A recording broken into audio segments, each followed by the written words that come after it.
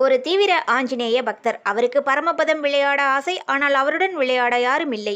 அதனால் அவர் ஆஞ்சநேயரே தன்னுடன் வந்து விளையாட வேண்டும் என்று மனம் உருகி வேண்டுகிறார். அப்போது பக்தன் முன் தோன்றிய அனுமன், பரமபதம் விளையாடும் போது நீ தோற்றுவிட்டால் வருத்தப்படக்கூடாது. இதற்கு சம்மதித்தால் நான் உன்னுடன் விளையாடுகிறேன் என்றார். ஒவ்வொரு முறையும் ஜெய் ஸ்ரீராம் என்று சொல்லி பகடையை உருட்டினார் அனுமன். அதேபோல் பக்தனும் ஜெய் ஆஞ்சநேயா என்று சொல்லி பகடையை உருட்டினான்.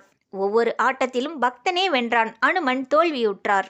இதனால் வருத்தமடைந்த அனுமன், உங்கள் நாமத்தை சொல்லும் எனக்கு தோல்வியா என்று ஸ்ரீராமரை நினைத்து முறையிட்டார். அவர் முன் தோன்றிய ராமர், அனுமா, நீ என்னுடைய பக்தன். அதனால் என்னுடைய சக்திகள் மட்டும் உன்னிடம் இருக்கிறது. அவனோ என்னுடைய பக்தனின் நாமத்தை சொல்லும் பக்தன். அதனால் நம் இருவருடைய சக்தியும் அவனுடன் இருக்கிறது. அதனால் அவன் வென்றான். என்னிடம் மட்டுமே பக்தி செலுத்துபவன் எனக்கு பக்தனாக மாட்டான்.